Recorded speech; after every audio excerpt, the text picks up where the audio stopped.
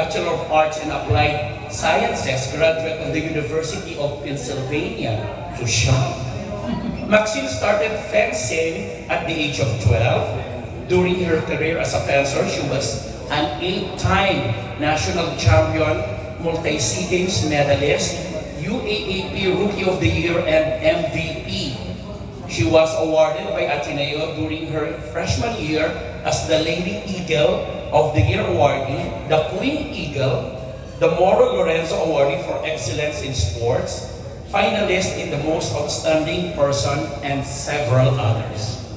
Before Maxine was taken out of the national team, she was the highest ranked Filipino fencer in the International Federation of Fencing, world ranking at rank number 62. Today, she is ranked number 35 in the world ranking. Today, she is the only Filipino fencer who has ever won a medal in the Junior World Cup when she won a bronze medal in Guatemala in 2018. Before graduating from the junior category, she achieved a world ranking of 16. Alright? She is the only Filipino fencer who has ever won medals in the Senior Satellite World Cups, having won a silver medal in Uzbekistan in 2021 and another bronze in Copenhagen, Denmark in 2018. She has also a bronze in the European Under-23 circuit in BRNO Czech Republic in 2022. A gold medalist in the European Under-23 circuit in Germany last 2023. During her career as a fencer, she had undergone 3 major surgeries. 2 on her fencing hand when she was 15, and then in 2022, she suffered a full ACL tear while fencing for our country in the Senior World Championship in Cairo, Egypt. Her dream was twofold: to be an Olympian and to represent the Philippines. However, in 2022, she was removed from the national team without notice. She fought hard for reinstatement, but to no avail. Because the Olympic qualifiers were just a few weeks away, she decided to switch nationality representation. The Ivory Coast welcomed Maxine into their team. Within 2 months, she won a bronze medal in the African Championship. In less than a year, she qualified directly in the Paris Olympics, clinching the lone Olympic spot for the African region. Diba? Ang bongga-bongga niya. She has also been a brand ambassador for many brands, and in the last 4 years, she has used the money she earned from endorsement deals and sponsors to train in Italy and join all the FIE competitions. She is the first pure-blooded Filipina who has qualified in the Olympics. And now, she has a unique role, an Olympian. She has a unique role, an Olympian representing 2 nations, the country that embraced him, the Ivory Coast, and their home, the Philippines. Let's all welcome Miss Maxine Esteban. And sila Kikri, diba? Pwede tayo magtanong, makipag-chika-chika. So, go ahead. Maxine here. Greet mo muna sila, Maxine. I just want to say thank you to everyone who came here today and supported me. It really means a lot to me.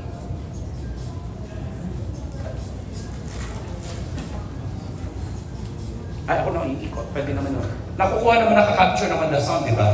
Leia, would you like to throw the first question? Miss Leia Salterio. Hi, Maxine. Good afternoon. Grabe, your achievement, parang who can equal that? Diba? It's hard to be at par with you. If I am a sport enthusiast, or yes. Anyway, you are also a summa cum laude. How did you do that?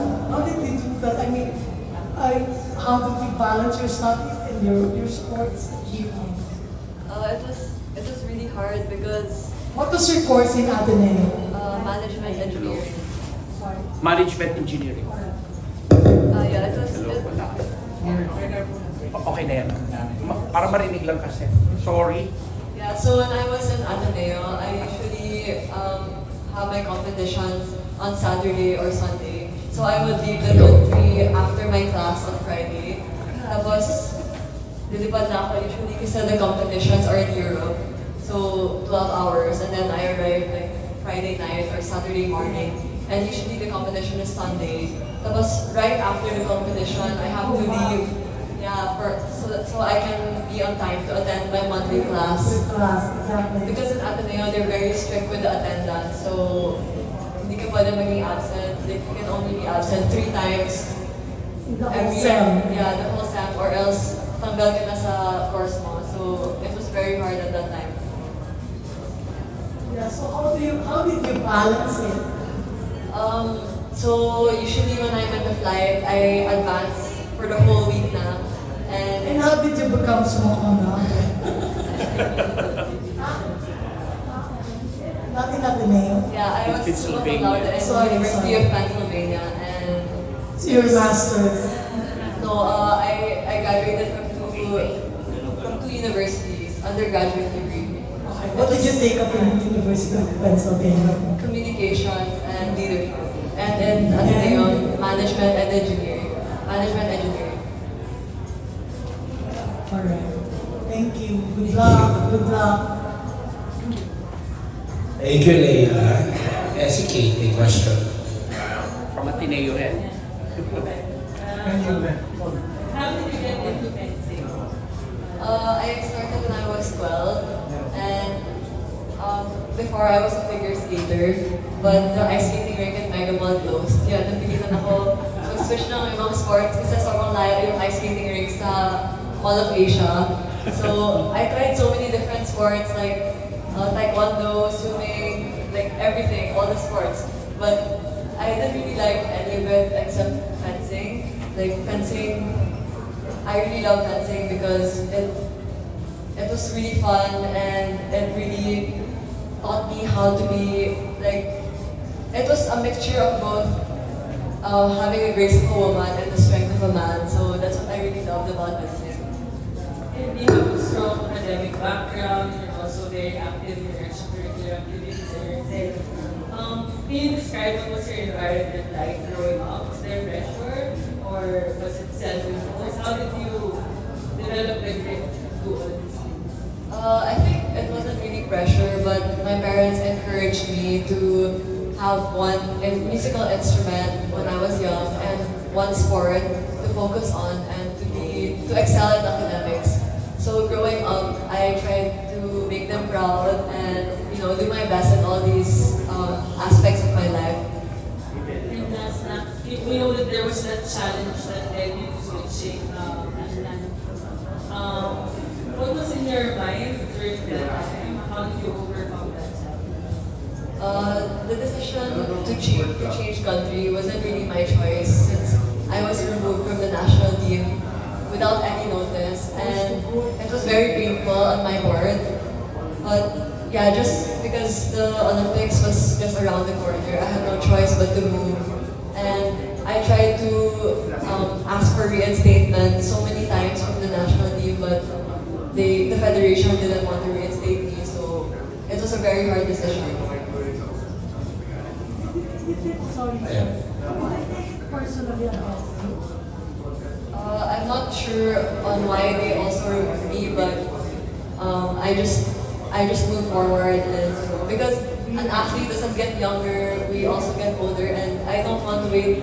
I can't wait 5 more years, and there's so much sacrifice, not just my time, but also like my parents work also, so I'm also wasting their time and resources. So I think 2024, I knew I was ready for the Paris Olympics, so I wanted to do it. Yeah. Who else has question? Veronica. Hi. So how are you preparing for the, I have 2 questions. How are you preparing for the Paris Olympics? It's just around the corner practically. And number 2 is, how do you feel about representing Ivory Coast? Considering that, you're Filipina and you're so unlike regular Ivory Coast nationals. Ivorian. preparing for the Olympics, I'm staying in Germany to train there for until the Paris Olympics. And in that time, I'm also joining the African Championship on June 6th in Morocco. And my coach also planned some training camps in Poland and in Hungary. And on July 14th, we fly to Paris because we were invited by the Japanese and the French national team to train with them. And yeah, as for your second question, well, when I went to Ivory Coast, I think it reminded me a lot of Filipinos because they were also very welcoming. And when I arrived in the airport, like lahat ng teammates ko nag-wait sa labas ng airport tapos may flowers pa sila for me. And they were just super sweet. And yeah, they reminded me of my teammates also in the national team in the Philippines because I'm very close to them as well. So it wasn't really a hard adjustment in terms of like personality. Yeah. Psychological preparation. Well, I also have a Advising your Ivory Coast position. Is there sort of a conflict between for me, there's not much conflict because, you know, in me, there's always gonna be the Filipino inside of me.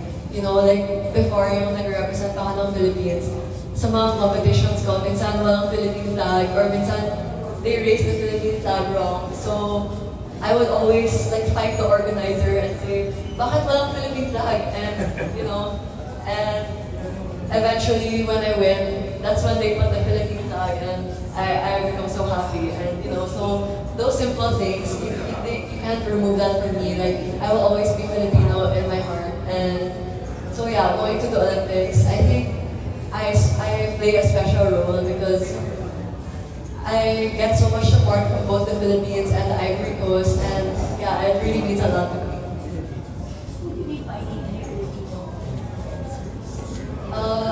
I think there's a really slight chance that me and my teammate will fence against each other because like our tableau's not gonna. I don't think it will reach each other, but in that slightest chance, I think she's a very worthy fencer to fence against because she's a very talented fencer as well. So I'm looking forward to it. What about Jan? Hi, Maxine. Hi. I'm pretty well versed with your background and also the fencing part for most. I'm from UP, so I know Katantan. Your coach was. Do you happen to have like who's coaching you right now? By the way. My coach now is Andrea Magro. He was the coach of the Italian national team, and he produced 16 Olympic medals already in his career. So with him by my side, I'm more confident in my games. Who was coaching you when you were in the national team? I was coached by Coach Ahmad, but I moved like a long time ago, like 5 years ago, because I wanted to open my mind and you know get training from Andrea Magro. But the points that you earn, that's like an individual, Yeah. right? So even if you switch countries, those points will still be attributed to you. That's a great thing. By the way, right now, since you're representing Côte d'Ivoire, will the training be in part in Ivory Coast? What's happening there as far as your training goes? So now, 2 fencers qualified from Ivory Coast. So we plan to train like in Poland or in Hungary because Poland also qualified for the Olympic Games. So they will be holding like camps. And like 2 weeks before the Olympic Games, we're going to Paris to train with the Japanese and the French national team. Yeah. But since you're in like a higher rank as an athlete, won't that be like showing what you can do already? Would that be not beneficial for you to show what you can do rather than just showing it on the Olympics itself? I'm joining all the World Cups and Grand Prix and also all the FIE competitions I join, and so And that's okay for you, na parang kumbaga, you're not keeping your cards to yourself. Parang okay lang sa'yo na makipag-compete sa kanila. because it's important to join all these competitions because before the Olympic season, it's important to qualify in the Olympics for the direct qualification. And after the Olympic qualification naman, it's important to join for the ranking of the Olympics because they check the world ranking for the Olympics. And you'll earn a lot of points from those competitions. Yeah. Ah. I mean, if you do well. But if you don't do well, then you don't get any points. Okay. On a lighter note naman, you look gorgeous naman. Let's just say that out loud. But are you planning to go maybe into the showbiz industry later on and do your thing with acting as well? Maybe not showbiz because I'm very shy and I'm really bad at acting. So what you see is what you get. Like, I can't hide my emotions. So maybe endorsement deals, but not showbiz. Posting? Can that be something in your... Like for example, now I'm doing a brand ambassador for Atlanta and Rubisco, so something like that. So, pati mga sports brands, that would be great for you. Alright, wish you all the best. And, can I ask you also, where do you feel bad the most? Is it with the organization, the Philippine organization, or the team, or the individual fencers? Like your team? Definitely not the team and not the individual fencers because everyone in the team are my really close friends and I grew up with them since I was 12. So I've known them all my life. But yeah, I was more disappointed and heartbroken with how they removed me in the national team because I wrote them an excuse letter to excuse me for 6 months after my surgery. But Yes, of course. within 4 months, they removed me from the national team without any notice. So it was very hard for me, a hard decision. And I asked to be reinstated several times to no avail. So yeah. Alright. Because sayang Sam is a very talented fencer and there are so many talented fencers in the Philippines. We could have qualified, we could have tried to qualify as a team. We could have gone to Paris as 3 fencers, but when they removed me, I wasn't fighting to be sent in the Olympic qualifier naman, the last competition. I was fighting to be reinstated in the team because I never got out of top 4 in all my life. Yes, And in the national team, there are 4 slots, so I really didn't understand why they removed me from the team. Alright. Well, I wish you the best, and I hope you get to also introduce to us what Ivory Coast is, since you're already representing them in the Olympics. So, yun lang. Congratulations again. Who replaced you in the... Who replaced you in the national team? Some other fencers who, yeah,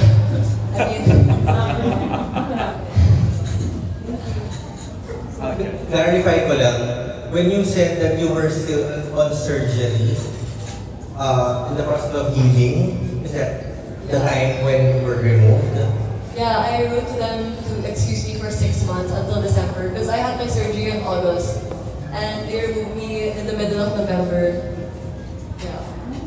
So can we say that that was the reason why you were removed? Yeah, I was removed without any notice. I just found out from the national team coach that my name wasn't in the roster anymore.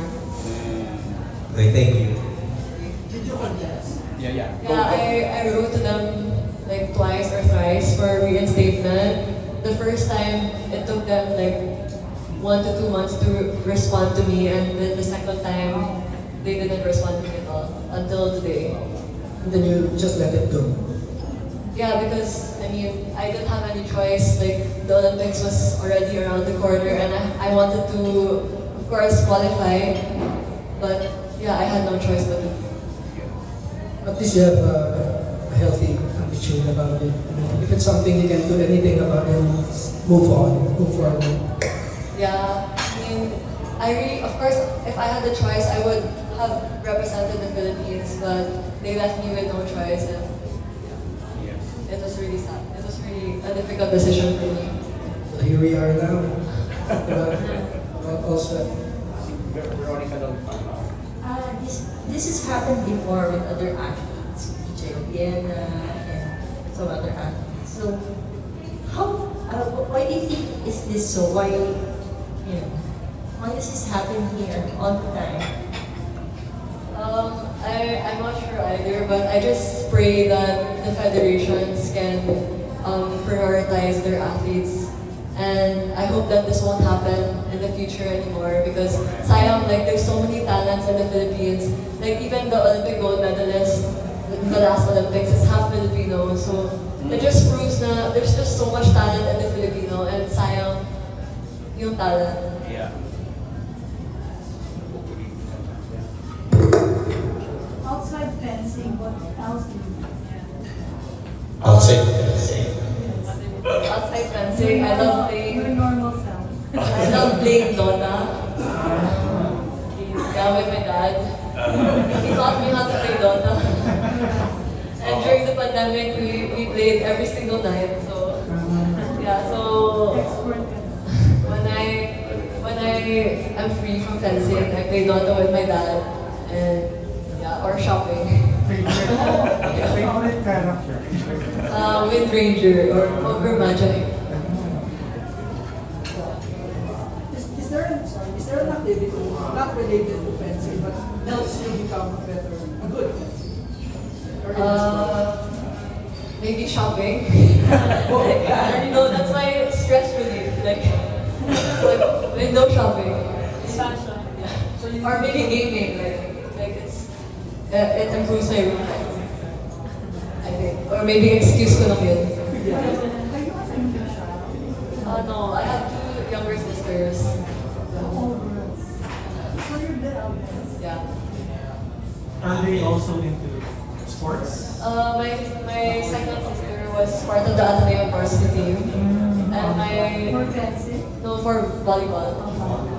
And my youngest sister, she's in UP studying accountancy. So she's the smart one in the family.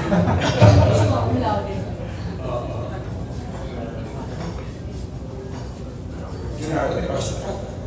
Okay. Sorry. Hi. Hi. So, how are you feeling now? You're going to the Olympics. I feel very honored and very overwhelmed, and you know, like the support I'm getting from Ivory Coast and the Philippines, it's very overwhelming, and I'm very thankful for that. And it's also very exciting because it's been my dream since I was 8 years old to go to the Olympics.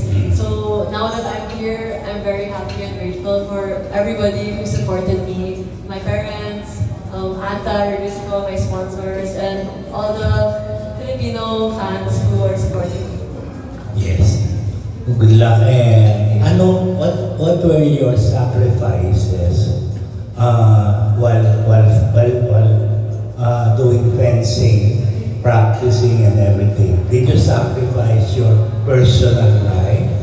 When I was in college, lagi Yeah. yung mga blockmates ko lumalabas. Ah. And I'm always not available because during weekends nga, like I almost always have competition. So I think growing up, that was one of the biggest challenges, like the social life. And also, sobrang hirap i-balance yung studies and fencing. Like to excel in academics and also to be a world-class fencer. So yeah, I think that was the biggest hurdle that I faced when I was in college. But now that I graduated, I decided to move to Germany, and it's been 3 years since I moved. And I think the biggest hardship that I faced was growing and being away from my family because I'm very close to my family, and it was really hard. Like I was super lonely to be, alone in a foreign country, not to be with anyone that I'm really close to. So Yun. And love life was not a priority during those time when you're... my boyfriend is also a fencer. So, okay. Clear No, but he represents Indonesia, so Okay. he's not with me either. But he understands that I have my priorities. At least you're inspired. Bigla ako. He's Filipino Chinese, but he represents Indonesia. He grew up in Indonesia. Where did you meet him? They were interested. Diba? Hindi ka talaga yan dyan, love life. Good luck. When did you meet? I met him in one of the competitions, like 2015 pa. But we became together like a few years after. Competitions here? In Indonesia. O, di ba, Maxine, mga marites lang sila. Okay, we have a question from Dominic Almilor. Dom? Okay na ba? What about you, Mina? Okay na rin. Sino pa gusto magtanong? Tagalayo. Ayan, si Jojo ulit. How do you psych yourself up thinking about something as big as the Olympics? Kasi pwede mong make it an inspiration, pero it can also mess you in the head na, oh my God, this has got to be one of the biggest things I'll ever do in my life. Well, going to the Olympics, I just want to enjoy the moment because this is my first Olympics, and I just want to make my parents proud and everyone who believes in me proud. So going to the Olympics, there's not much pressure in me, and I think that's a good thing for me. Kalma lang. You got this. What is the most important thing that you're bringing to Paris? My parents. For the shopping. Not for the shopping. Seriously? Yeah, because they've been my biggest supporters ever since, even before I started fencing. In every other sport that I tried to do, they would always encourage me, and they would never really put pressure on me. Just do my best, and that's already enough for me. And my dad now has a video in ABS-CBN dati, when I lost a match in the Asian Games, he was like, don't worry about the match, I'll always love you, and I'm always proud of you. So, Good luck. thank you. Very proud of you. Maybe the reaction from the parents, please. Yes. Yeah. Gusto daw hinga ng reaction ng parents. How to raise Maxine. An Olympian. Ma'am Cara. Hi. I want to thank everyone for coming today and for this parang chikahan with Maxine. I know that some of you asked questions about the change of nationality, but I hope that it's going to be she wants to be in a celebratory mood, and she wants to move on, and if possible, we do not write about it anymore. Okay, going to your question naman. Well, we're lucky that we have 3 girls, and all of them have been achievers since they were young. Like she said, we encourage them to excel academically, and we also encourage them to choose a musical instrument and a sport. And we told them at a very young age, if you choose something, always do your best in whatever endeavor that you choose. So I think that is what I always tell other parents. You encourage your children and tell them that it's okay to fail, and that you support them all the way. Because I think for very young children, the most important thing is parang they feel that their parents are behind them and are proud of them no matter what the results are. So we have always been behind her despite all the challenges. Sinabi nga niya, she underwent 3 major surgeries during her career as a dancer. And even during the time when she was in college, and management engineering was a very difficult subject. And everyone is saying na suicide na daw yun na she took up ME because it's really hard to get in, and it's even harder to graduate with that degree because piling-pili talaga yung nag-graduate ng ME. And she was able to graduate with a regular batch despite her very difficult schedule. Yun lang naman. We just support her in all her needs, and we just tell her that we're very proud of her, whatever the results are. So yeah, we're proud of her. Danny, your reaction ka. Would you like to add something? Since ikaw yung palota niya.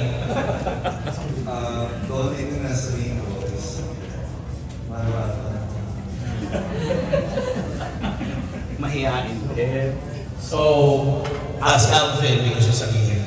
Hi, good afternoon. Hindi na makita. I'm the uncle to my wife, Maxine. Before I already met si Ambet, siguro mga 25 years ago. Dati inaaway kami na sa basketball, so naging good friends kami. So the reason I became involved si Maxine is because before, wala silang voice sa sports, no? Hindi sila heard. Pero the reason I volunteered si Maxine because around 2005, when my son had his first birthday party, there was a game, Bring Me game. Si Maxine was, I think, around 4 or 5 years old. During that Bring Me segment na game, ang sabi ng host, bring me your dad. Si Malvin noon wasn't there. So she had to improvise. So doon pa lang at her young age, nakikita mo na siya na go-getter. Yeah. So that inspired me to help the family. Kasi nakita ko ng go-getter siya at that age. Tapos marami siyang pinagdaanan na yung injuries niya, hardship in school, problems sa fencing niya. So I really volunteered. Nothing in return, just pure love. Pure love for the sport, pure love for the family, pure love for her. Thank you, Uncle. Ako may mahabol na din question kasi aside from your family, mga support na ganyan, saan ka pa humuhugot ng lakas to go with your dream, ma-fulfill mo yan? Are you a religious person or what? Lahat ng nangyayari sa akin, if it's like, if I win or if I lose, my parents will feel double of it. So, I just do everything for them. And yeah, like what they said, they really love me and I really love them as well. So, everything that I do is really for them. I want to make them proud and I want to make the Philippines proud as well. Maybe pahabol si Jan. Of course, there have been several articles written about you online.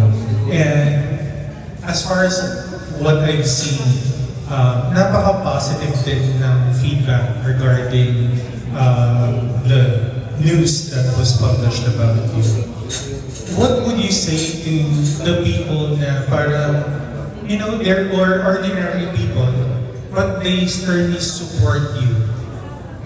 As regular Filipinos, they still support you. What would you say to them? I'm very thankful to everyone who supported me. Like, super thank you talaga because, you know, it's already hard that you were removed from the national game. And I think it'll be harder if the people don't see the truth as well. But I really appreciate it that people still support me even if I had to change nationality.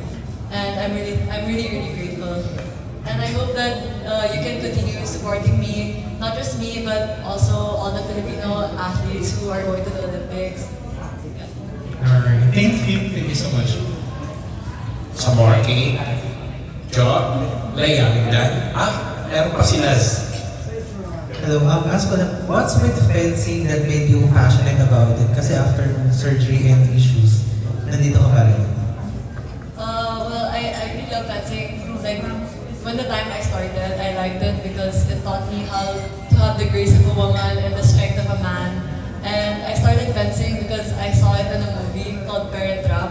And I find it like super cool. Like, yeah, it was really cool and the outfit was so nice. But in the process of it, I really love fencing because in fencing, you have to think a lot. Like, it's not just speed. Like, you have to know the distance and the time, like when to attack, when to be defensive. So that's what I like about it. Like, you have to think about every single move. Every single move has to be a calculated move, and it's like physical chess. Like, yeah, you have to think of every move. How ready are you now for the Olympics?